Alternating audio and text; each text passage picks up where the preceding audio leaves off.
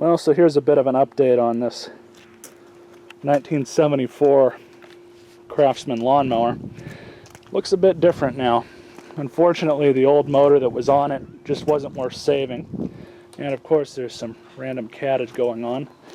But it just wasn't worth saving. And I had this motor lying around and kind of pieced it together. This is off that old Toro, which had a manual choke on it, but it didn't have a primer bulb. So I switched out the carburetor, put the air box and everything else with the primer bulb on it to get it to work. And it's working okay. It still has a manual throttle. So I might swap over the governor vane for that, but I don't know yet, to be very honest. But as far as everything goes with this, it actually runs pretty good. I did kind of keep it period correct, you could say, because I removed the blade brake assembly off of it, and I wired into the magneto wire and grounded it to the side here. Wired that up into a switch. So anytime I want to use this thing and I want to, for whatever reason, leave it running, but move something out of the way, I can just leave it on, just like how it was, the vintage one. But I still have the bag for this, and probably going to keep the bag. Probably not going to use it out here. There really isn't much of a need. I don't bag any of the grass out here. There's too much of it, not really a point. So this thing's got a brand new blade on it.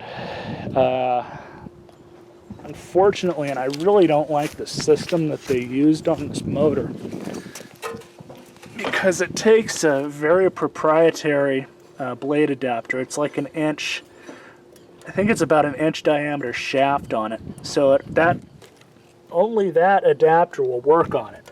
And the stupid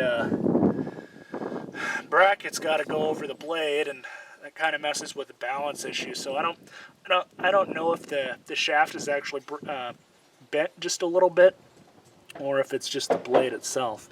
But it's actually, you can kind of see the blade is a little bit past the deck. I really don't like that, but it's, at this point in time, this is the best option I have, and I have already used this thing, and it does a pretty good job. I was messing with it here, and even with the blade, that far down, it doesn't shoot any grass anywhere else. It just shoots it out of the little side chute there. So I don't think there's going to be much of an issue with it, believe it or not. The force and the suction of that blade spinning and sucks all the grass up and throws it out the chute. So I mean, I'm sure if the shaft was down a little bit further, it would be an issue, definitely, but might be able to get by with it for now. So let me put you guys on the tripod, and we'll go from there. Alright, so let's start it up.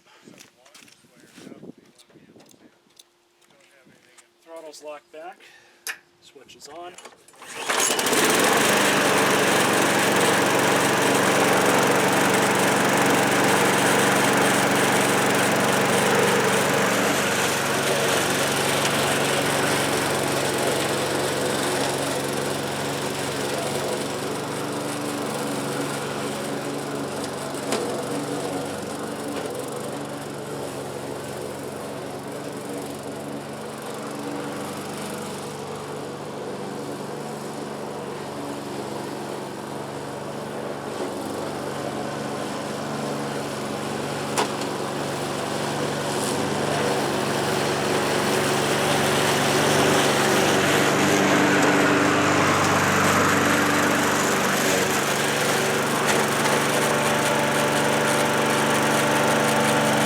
This thing just flings the grass.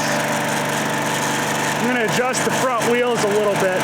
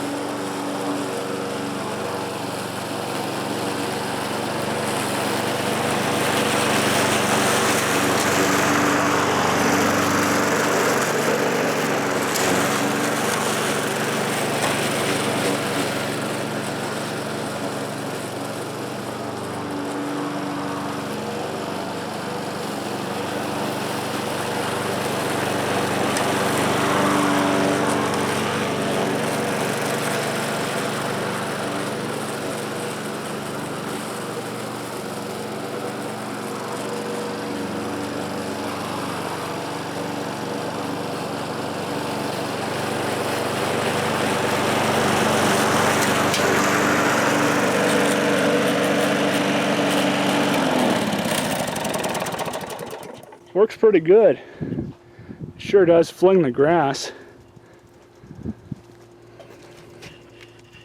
Now, some of you guys mentioned that I shouldn't bother painting this thing, and honestly, I'm kind of on the fence about it. I think I do want to paint the gas tank and the starter recoil. You know, maybe just make everything look a little bit better. Probably paint that chute that the guy put on it black or something. But, I mean, if you guys look at this, all that's flaked off paint. So, other than the orange that's left there, there's really nothing about this thing that's original. I mean, the wheels aren't original, the motor's not, that's not. It's got a new blade on it. That's not original. So, you know, I don't know. I'm honestly on the fence about at least painting the deck at this point, but I might not. I didn't think that this thing would fling the grass as far as it does. I mean, I don't know how much the camera picked up of that, but it was flinging at least 3-4 feet away from the mower. So it actually works pretty damn good for that. But before I put this thing away, I'm probably going to mow a little bit more with it and see how well it does. So, if you guys enjoyed this video, you all stay classy.